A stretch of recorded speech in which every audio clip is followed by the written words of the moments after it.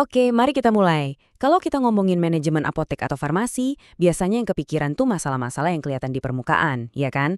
Stok obat kosong, tim kerja yang lagi nggak akur, atau pengeluaran yang tiba-tiba membengkak. Tapi gimana kalau saya bilang semua itu cuma gejalanya aja? Hari ini kita bakal bongkar fondasinya, yaitu 4 pilar utama yang ternyata jadi akar dari semua masalah, sekaligus jadi kuncinya semua solusi. Ini bukan cuma soal manajemen biasa, tapi soal cara berpikir yang lebih dalam, cara berpikir sistemik. Coba deh, kalau ditanya manajemen farmasi itu sebenarnya apa sih?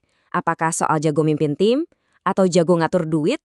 Atau mungkin cuma soal teknis operasional sehari-hari? Kebanyakan dari kita mungkin akan jawab, ya gabungan semuanya. Dan itu nggak salah sih. Tapi justru cara kita melihatnya sebagai potongan-potongan terpisah itulah yang sering jadi sumber masalah utamanya. Nah, ini dia biang keroknya.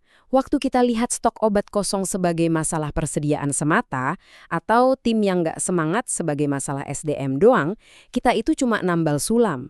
Solusinya jadi reaktif, kayak pemadam kebakaran. Kita cuma nempelin plester di masalah yang sebenarnya butuh operasi besar. Kita nggak pernah benar-benar nyembuhin penyakit akarnya. Terus, solusinya gimana dong? Nah, disinilah kita butuh sebuah kerangka berpikir baru. Kita sebut saja 4 pilar fondasi. Anggap ini bukan sekedar checklist pekerjaan ya, tapi ini seperti kacamata baru yang bikin kita bisa melihat apotek sebagai satu kesatuan utuh, sebuah sistem yang semua bagiannya saling nyambung. Kuncinya adalah kata ini, sistemik. Apa sih artinya? Gampangnya gini deh. Kita harus berhenti melihat apotek sebagai kotak-kotak terpisah. Ini kotak tim, ini kotak keuangan, ini kotak obat. Bukan begitu. Coba bayangkan apotek itu seperti tubuh manusia, sebuah sistem yang hidup. Kalau satu organ bermasalah, pasti organ lain ikut ngerasain dampaknya kan? Nah, itulah berpikir sistemik. Dan inilah keempat pilar yang jadi penopang semuanya. Sumber daya manusia, keuangan, persediaan, dan operasional. Biar gampang, bayangkan apotek Anda itu sebuah meja dengan 4 kaki. Kalau satu kaki aja goyah, misalnya kaki keuangan, maka seluruh meja pelayanan pasien yang ada di atasnya bakal ikut miring dan goyang. Bahaya kan? Oke, sekarang yuk kita bedah satu persatu pilarnya. Apa sih sebenarnya tugas inti mereka, dan kenapa kalau kita sampai abai sama salah satunya aja, dampaknya bisa merembet kemana-mana? Kita mulai dari yang paling dasar, paling fundamental, pilar sumber daya manusia. Kenapa ini yang pertama? Simple. Karena secanggih apapun teknologi, sebanyak apapun uang, dan selengkap apapun obatnya, semua itu benda mati. Yang menggerakkan semuanya adalah manusia. Tanpa tim yang solid, 3 pilar lainnya nggak akan ada artinya. Mengelola SDM itu bukan cuma soal rekrutmen loh, jauh lebih dari itu. Ini tentang gimana kita terus-menerus membangun tim yang juara. Mulai dari melatih mereka biar makin jago, ngasih feedback yang membangun, sampai menciptakan suasana kerja yang enak, di mana semua orang tahu tugasnya, dan nggak ada drama-drama yang nggak perlu. Coba deh perhatikan kalimat ini baik-baik. Ini pengingat yang menohok banget. Seringkali, medication error atau kesalahan pengobatan itu terjadi bukan karena apotekernya nggak pinter, tapi karena kerja timnya berantakan. Jadi membangun tim yang kuat itu bukan lagi urusan manajemen, ini sudah masuk ke ranah keselamatan pasien. Sebuah tanggung jawab profesi yang mutlak. Lanjut ke pilar kedua, keuangan.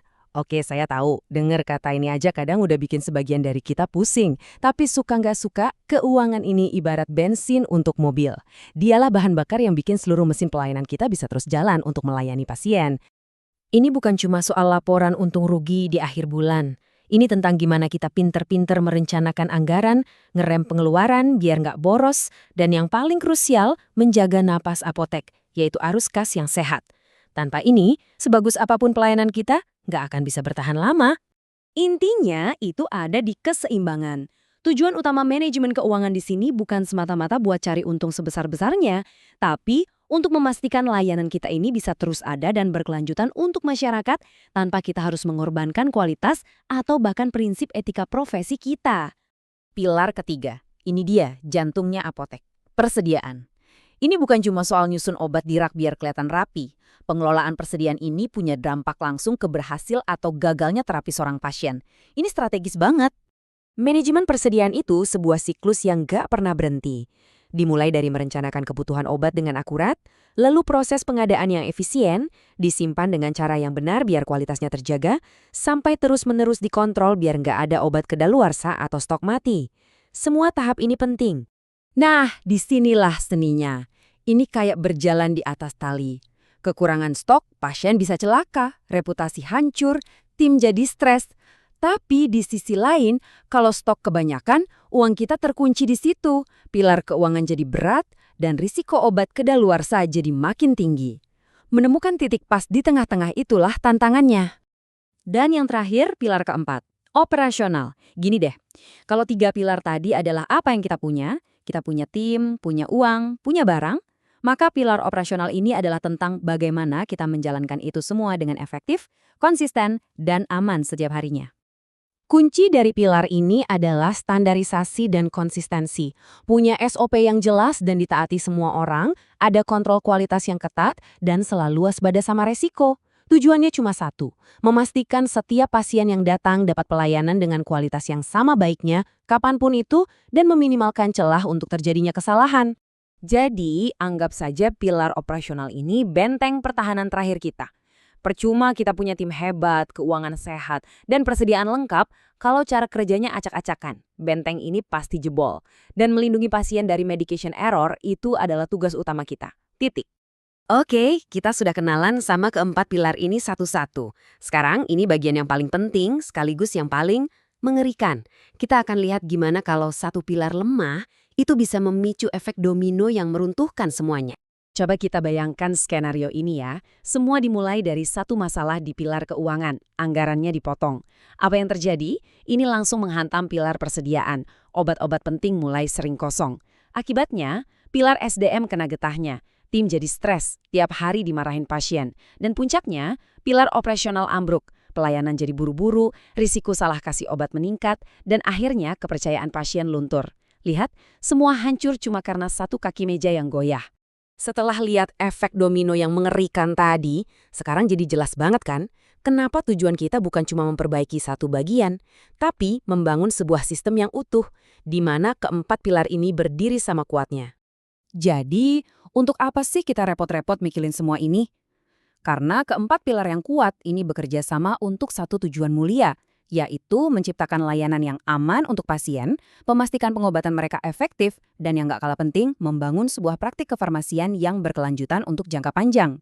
Nah, sebagai penutup, saya mau lempar satu pertanyaan untuk Anda renungkan. Dari keempat pilar ini, manusia, keuangan, persediaan, dan operasional, coba jujur pada diri sendiri. Pilar mana yang saat ini jadi kaki meja yang paling goyang di tempat kerja Anda? Karena bisa jadi, fokus memperbaiki satu pilar itu adalah langkah pertama untuk membuat seluruh sistem Anda jadi jauh lebih kuat.